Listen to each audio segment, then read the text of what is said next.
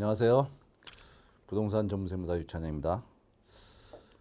최근에 국세청에서 자녀들에게 부동산 주택을 넘기면 그 부분에 대해서 강력하게 대처를 하겠다고 해서 지난 영상에 도대체 주택을 자녀에게 증여하는 게 무슨 죄 짓는 거냐, 심지어는 주택을 증여한 부모가 너 무슨 돈으로 그거 샀니 하고 부모의 자금 추적까지 조사하겠다라고 하는 것은 굉장히 심각한 겁주는 것 같아요. 자녀에게 주는 거는 꼭 증여만이 아니고 양도의 방식 또는 뭐 부담부 증여의 방식으로도 갈 수 있고요. 주면서도 부동산의 어떤 그 상황에 따라서 대출금이나 뭐 보증금이나 또는 부모와 자식 간의 돈거래, 기존의 돈거래와 관련된 상황에 따라서 대가 관계가 약간씩 틀리게 되는데 이번 영상에서는 그 임대 보증금이 있는 부동산을 자녀에게 증여를 했어요. 그러면 그랬을 때에 그 임대보증금을 어떻게 처분하고 또 어떻게 생각하고 있는지 이런 부분에 대해서 좀 말씀을 드리고 그 다음에 다음 영상에서도 이와 비슷한 그 내용을 두 가지를 한번 섞어서 말씀을 드리려고 합니다. 첫 번째로 볼 영상은요. 먼저 보기 전에 세법에서 가족 간 거래를 어떻게 보고 있는지, 어떻게 규정하고 있는지를 먼저 좀 봐야 될 것 같아요. 우선 매매의 경우에요. 매매의 경우. 가족 간 매매의 경우에 가족 간의 그 직계존비속과 배우자 간의 거래를 매매를 했을 경우에 세법은 이거를 매매가 아니고 증여로 추정하겠다라고 했어요. 예, 증여로 추정하겠다. 증여로 추정하겠다라고 했는데 세법을 보면요. 예를 들어 가지고 이게 지금 시가가 10억이고 보증금이 5억 들어가 있는 거예요. 이거를 자녀에게 매매를 하게 되면 매매가 10억 중에서 보증금을 떠안는 거니까 인수하는 거니까 사실 5억만 지급하면 되는 거잖아요. 이렇게 되는데 세법은 이거를 증여로 추정하겠다는 거예요. 증여로. 이거를 어쨌든 매매가 아니라 이걸 증여로 보겠다는 거예요. 전체를. 증여로 보는데 여기 보증금이 있으니까 보증금은 있으면 부담부 증여가 되는 거죠. 그렇죠. 부담부 증여가 돼서 그러면 요 보증금만큼은 매매고 나머지는 증여로 보겠다. 뭐 이런 식이에요. 이렇게 가는 거죠. 그런데 이 경우에도 그 부담부 증여, 그러니까 이 전세 보증금을 떠안고 그 증여를 받는 행위도 인정 안 해주겠다는 거죠. 예. 그래서 전체를 증여로 보겠다는 거예요. 결과적으로는. 단서 조항에 아래 소득으로 대가를 받고 양도한 사실이 명백히 입증되는 경우, 즉 이러한 소득으로 대가를 주고 거래했다는 것이 명백히 입증되는 경우에는 이걸 매매로 보지만 그렇지 않은 경우에는 전체를 증여로 본다. 전체를 증여로 볼 때에 전세보증금은 채무니까 채무를 떠안는 증여니까 부담부 증여가 되는데 이렇게 직계존비속과 또는 배우자 간의 부담부 증여할 때도 그 채무, 부담부하는 그 채무도 부채로 승계할 수 하는 것을 인정하지 않겠다. 그러니까 전체를 증여로 보겠다는 거죠. 10억을 전체를. 이때에 그 매매를 인정받으려면 재산을 서로 교환하거나 또는 세무서에 신고한 소득이나 또는 상속 또는 증여받은 재산 또는 자기가 갖고 있는 재산을 처분한 금액 이런 것으로 돈을 주고 받은 사실이 명백해야 돼요. 그런데 은행에서 대출받은 돈은 어떠냐? 여기 없어요. 근데 대출. 대출 받아서 아버지 부동산을 산다? 이거는 여기 없어요. 여기 없으면 증여로 추정한다는 얘기잖아요.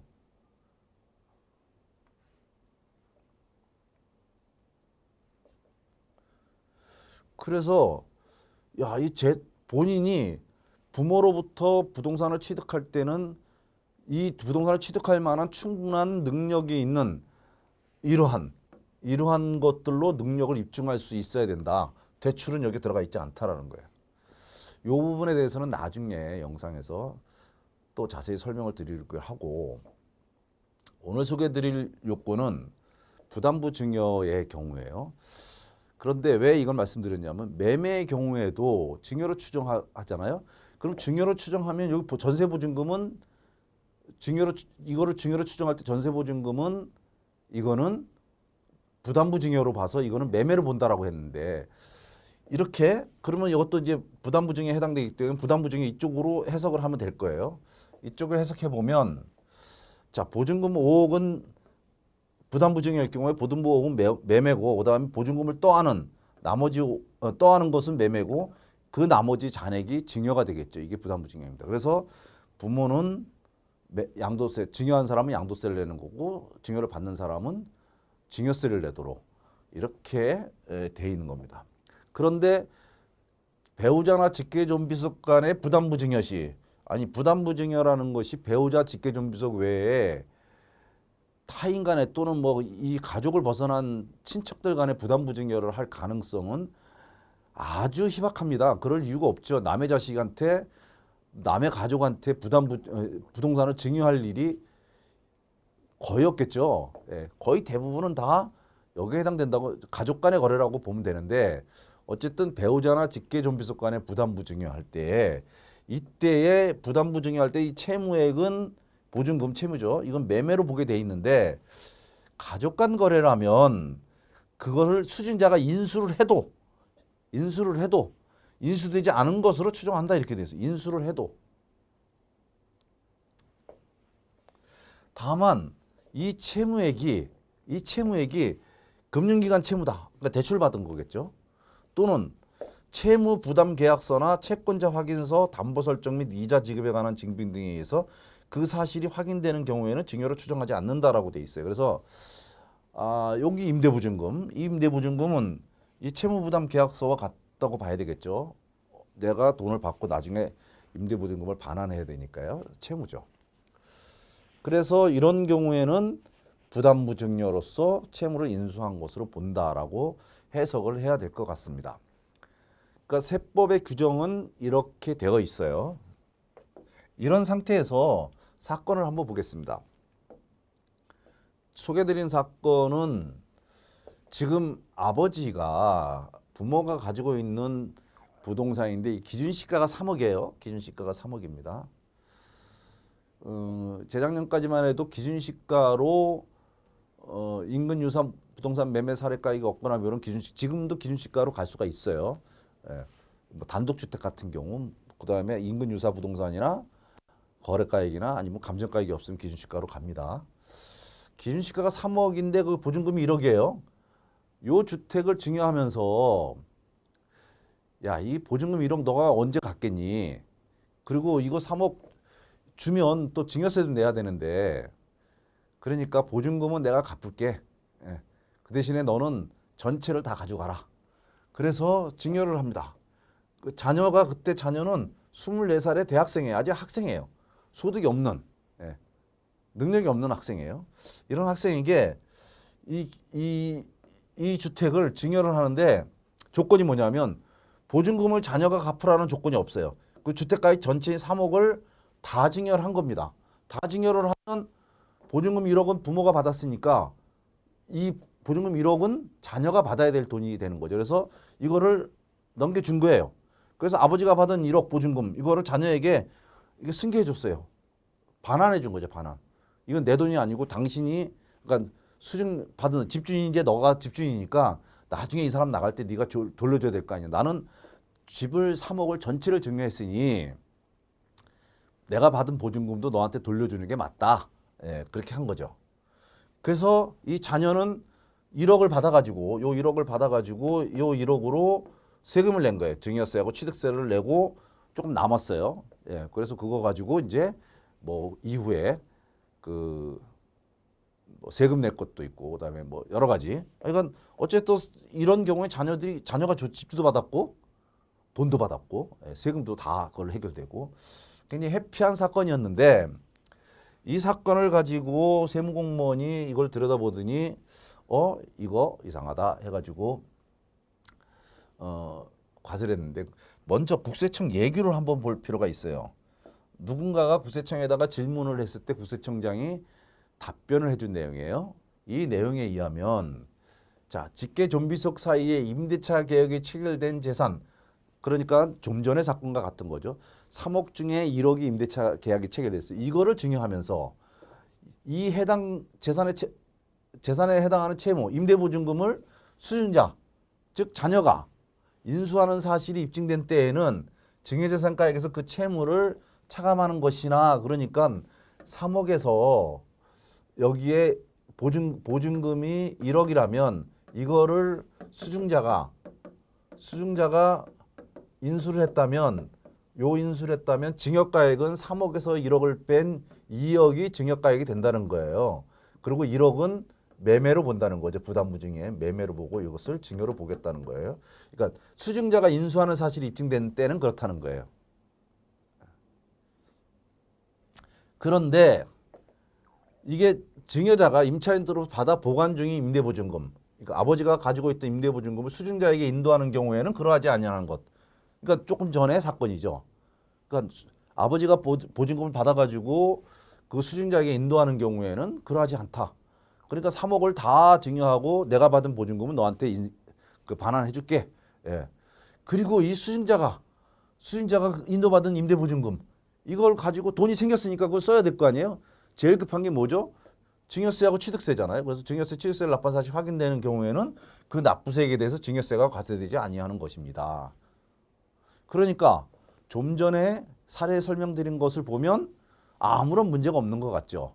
근데 이 경우 인도한 임대보증금이 별개의 현금 증여에 해당되는 것인지 수증자가 당해 재산을 증여받으면서 당해 재산에 대한 채무 및 그 채무를 부담하고 받은 금액을 동시에 인수한 것인지 여부에 대해서는 판단해라 이렇게 됐어요. 이것도 판단할 사항입니다.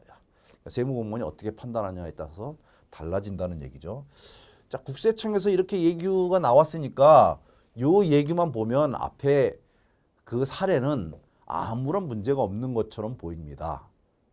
그래서 이 예규를 가지고 세무공무원한테 가서 아니 이렇게 예규가 있어서 우리는 증여를 하고 임대보증금도 넘겨주고 했는데 왜 임대보증금에 대해서 증여세를 과세하냐 하는 건데요. 과세관청이 어떻게 했냐면 세무공무원이 보기에는 임대보증금이 있는 부동산을 증여하는 경우에는 부담부증여에 해당한다는 거예요. 부담부증여. 조금 아까는 그러하지 아니하다고 돼 있는데 여기는 원칙이 부담부증여라는 거예요. 부담부증여라면 이게 이제 부가 있고 여기 임차인이 있는데 임차인. 예. 아무리 이거를 이제 그 자한테 부담부 증여를 했지만 부담부 증여라고 하는 것은 증여세를 과세할 때에 이게 요 그 증여가액에서 재산가액에서 이 부채를 채무를 빼가지고 여기 증여세를 과세한다는 거잖아요. 예? 증여세를 과세한다고 하는 건데 이게 부담부증여예요. 그런데 이렇게 할 경우에 요 임차인에 대한 보증금 반환 의무는 부한테 있는 것이지 이게 자에게로 부담부 증여했다고 자동으로 이전되는 게 아니다라는 거죠. 그러니까 이게 반환 의무가 증여자의 수증자에게 전환되는 것이 아니다라는 거예요. 자동으로. 따라서 수증자가 증여자로부터 임대보증금을 반환해야 될 권리가 생기는 것도 아니다. 납세자는 지금 시가 3억짜리에 보증금이 1억이 있으니까 나는 3억 전체를 증여를 했기 때문에 보증금 1억은 회수를 하는 게 맞다. 반환하는 게 맞다라고 생각을 했는데 세무공무원은 보증금은 이거는 부담부증여이기 때문에 매매로 봐야 되고 2억만 증여로 봐야 되기 때문에 회수한 1억은 그것은 증여다, 또 다른 증여다라는 거예요. 그래서 어떻게 처리해야 되냐면 증여세 과세는 여기 2억 증여에다가 현금 1억 이것까지 합쳐서 3억을 증여세 과세를 하자는 거예요. 그리고 양도세 과세는 1억을 하자는 거예요. 양도세 과세이죠. 1억은 양도세니까. 그 대신에 납세자가 3억을 증여세 신고했으니까 1억은 증여세 신고를 더 많이 했으니까 이걸 환급해 줘야 된다. 이렇게 지금 생각을 한 거죠. 그렇게 해서 결정을 해버렸어요. 그러면 뭐 증여세 신고 환급하고 양도세를 더 내고 하면 괜찮겠네 그러지만 이렇게 증여세 과대신고 환급해 주는 건 별거 아닌데 양도세는 무신고 가산세, 문화부 가산세도 있고 또 서로 세율이 틀리고 뭐 이러기 때문에 어떤 것이 이익인지는 극명하게 달라질 수가 있습니다. 상황에 따라서. 납세자는 이렇게 주장을 했어요. 우선 우리가 증여계약서를 작성할 때 요 임대보증금을 자녀에게 네가 부담해라라고 규정한 게 없으니까 주택 전체를 증여한다라고 했기 때문에 3억을 전체를 증여한 것이다. 이게 우리는 부담부 증여가 아니다. 주택 3억을 다 증여한 것이지 부담부 증여가 아니다는 거예요. 그리고 임대차 계약이 체결되어 있는 부동산을 소유권이 이전되면 당연히 그거는 뭐 주택임대차보호법이라든지 이런 것에 의해서 이 임대차 계약은 당연히 매수자 또는 수증자에게 승계되는 것이지. 예? 따라서 이렇게 승계되니까 따라서 임대보증금을 지급해야 될 채무는 수증자에게 있기 때문에 수증자가 당연히 그 보증금을 전 소유자로부터 반환받는 것은 너무도 당연한 얘기다는 거예요. 예, 보증금을 반환받는 건 너무 당연하다는 거죠. 만약에 반환받지 않고 있다가 나중에 자녀가 그거를 대신 반환해 주면 어떻게 되죠? 거꾸로 증여가 되는 거죠. 거꾸로. 자녀가 부모에게 증여한 결과가 된다는 거죠. 그러니까 예를 들어서 임차인이 있는데 부모가 임차인에게 돈을 주고 반환. 그리고 임차인이 여기 그 자녀에게 다시 지급을 하고 이렇게 해야만 되고 이거를 다 생략하고 이렇게 직접 이렇게 주는 것 이렇게 반환 이거는 안 되고 요거는 된다는 얘기냐. 이거하고 무슨 경제적 실질의 차이가 있냐. 똑같은데. 그렇기 때문에 이렇게 요렇게 안 하고 요렇게 했다는 것만 가지고 이거를 문제가 있다고 해서 요거를 증여로 본다는 것은 잘못된 거다라고 주장을 하는 겁니다. 여러분들은 어떻게 생각하시는가요? 납세자 얘기가 맞는 것 같죠.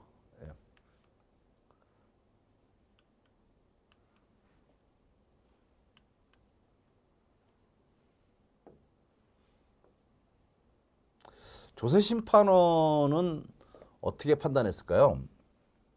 이렇게 소송을 해가지고 서로 다투고 있으니까 조세심판원에서 뭐라고 했냐면 자 임대보증금이 있는 부동산을 증여를 하는 것은 부담부증여다. 당연히 부담부증여로 처리하는 것이 원칙이다. 근데 이 사람은 그렇게 하지 않았다. 부담부증여로 처리를 안 하냐고 전체를 증여로 처리했다. 그 다음에 돈을 그 보증금을 반환한 걸 보니까 이 24살의 대학생인 자금 그 능력이 없는 이 자녀가 증여세를 내야 되는 시점에 부모로부터 그 보증금을 반환받았다라는 거예요. 1억을 반환받았다고 주장한다. 그러니까 보증금을 반환받은 것은 증여세를 낼 목적으로 반환받은 것이다. 증여세를 내기 위해서 그 돈을 받은 것이다 이 얘기예요. 그 다음에 이거 아주 결정적인 실수 같아요. 증여를 받은 후에 자녀는 임차인과 임대차 계약을 다시 체결을 해야 되는데 그러질 않았어요. 어떤 약정도 체결한 적이 없어요.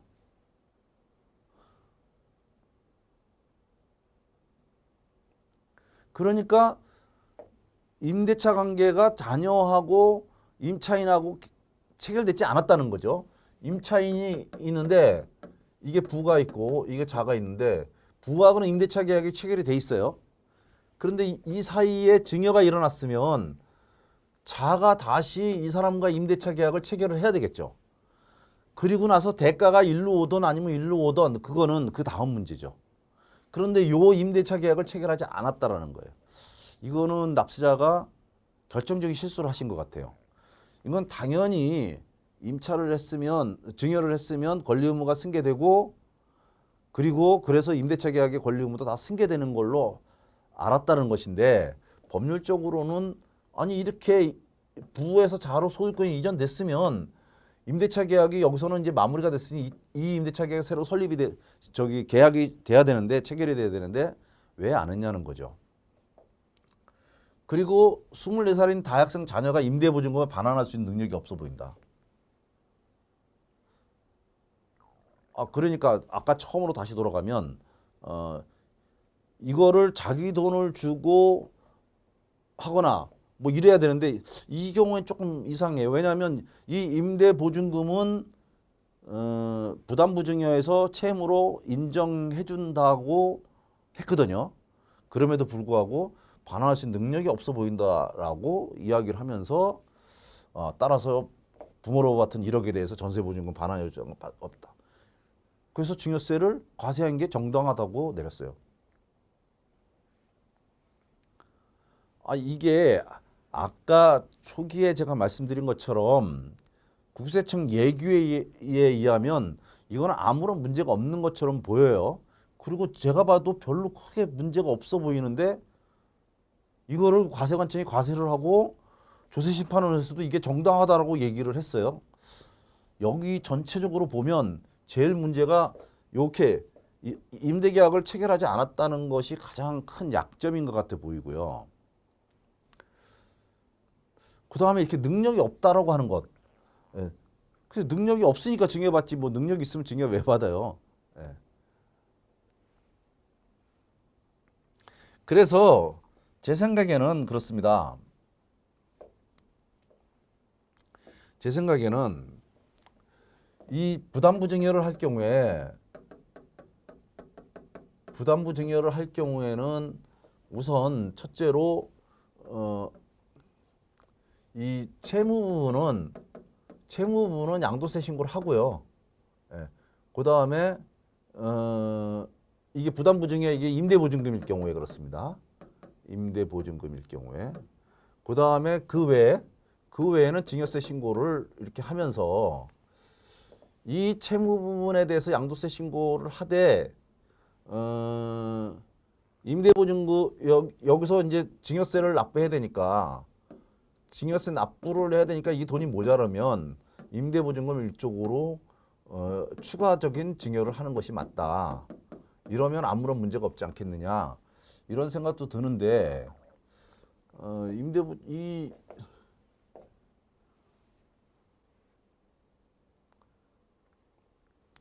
이렇게 하더라도 결국은 증여세를 내느냐 아니면 양도세를 내느냐 하는 문제인 것이지 어떤 거 하나가 완전히 줄어드는 건 아니거든요. 근데 왜 이런 무리하면서도 이렇게 과세를 했는지는 잘 모르겠습니다. 근데 뭐 사정이 있겠지만 어쨌든 잘 이해가 되지 않는 과세이며 또 조세심판원의 판단이라고 좀 보여지는데 그래서 이제 부담부증여를 하게 되면 채무에 대해서는 이거를 안 넘겨주는 게 아니라 다 넘겨주는 방식으로 가고 그래서 증여세와 양도세를 같이 내는 방식으로 이걸 안 하고 나는 증여세를 더 내겠다. 그래서 전체를 증여로 봐서 증여세를 더 내겠다라고 하는 방식을 할 때는 좀 조심해라. 이런 교훈을 주는 내용인 것 같습니다. 이번 영상에서는 이걸 설명하고 다른 영상에서 이 부모와 자식 간의 임대차 계약을 체결한 부모가 살고 있는 집을 증여받으면서 부모와 자식 간 임대차 계약을 체결한 것에 대한 사례를 한번 설명드리도록 하겠습니다. 감사합니다.